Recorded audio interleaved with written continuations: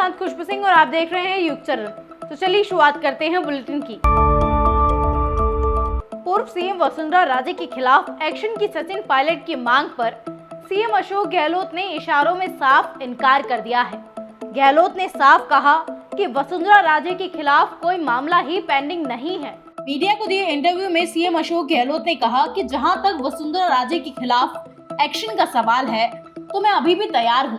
मुझे कोई आम नागरिक भी बताए कि उस वक्त बाकी रह गया था। हमने जो आरोप लगाए थे उसका मैं निस्तारण कर चुका हूं, सुप्रीम कोर्ट में, हाई कोर्ट में। और माइंस का एक बड़ा मुद्दा था, वो सारी माइंस कैंसिल हो चुकी है। गहलोत ने कहा कि वसुंधरा राजे के खिलाफ एक मुद्दा बचता है, वो मुद्दा ईडी का है। मेरे हिसाब से बाकी कोई मुद्दा पेंडिंग नहीं है। अब कोई बताएगा तो कार्यवाही कर देंगे।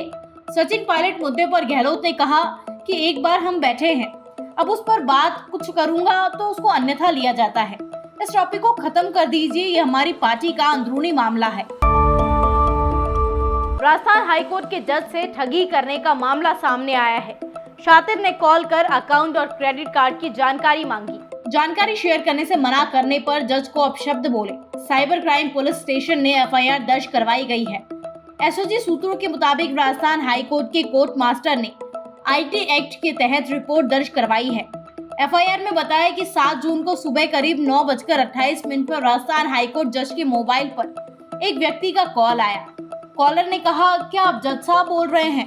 मैं एसबीआई क्रेडिट कार्ड ऑफिस से बात कर रहा हूँ। क्या आप एसबीआई क्रेडिट कार्ड यूज करते हैं? आपका अकाउंट नंबर क्या है? जज की जानकारी नहीं देने पर उसने कहा कि आपका अकाउंट व क्रेडिट कार्ड बंद कर दिया जाएगा।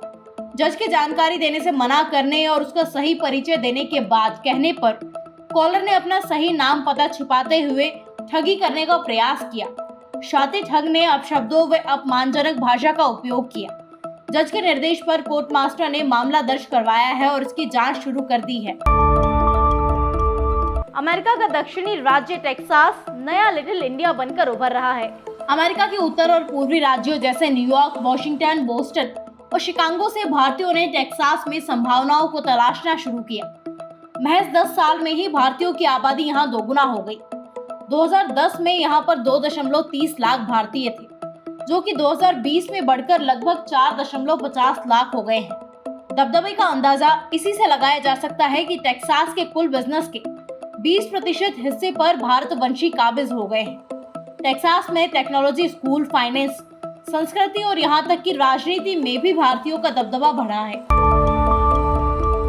आईटी कंपनी टेक महिंद्रा के सीईओ सीपी गुरनानी ने ओपन एआई के को-फाउंडर सैम ऑल्टमैन के चैलेंज को एक्सेप्ट किया है। दरअसल हाल ही में सैम ऑल्टमैन ने कहा था कि चैट जीपीटी जैसा एआई प्लेटफॉर्म बनाना भारतीय कंपनियों के बस में नहीं है।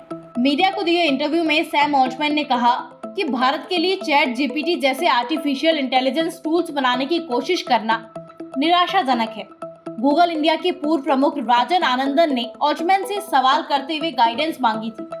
उन्होंने पूछा था, सैम, भारत में हमारे पास एक वाइब्रेंट इकोसिस्टम है, लेकिन हम विशेष रूप से एआई पर फोकस कर रहे हैं। हमें इसके बारे में कैसे सोचना चाहिए? भारतीय स्टार्टअप्स को इस दिशा में काम करने के लिए किस तरह से काम करना चाहिए? इसका जवाब देते हुए ऑल्टमैन ने कहा था कि ओपन एआई से कम्पीट करना असंभव है।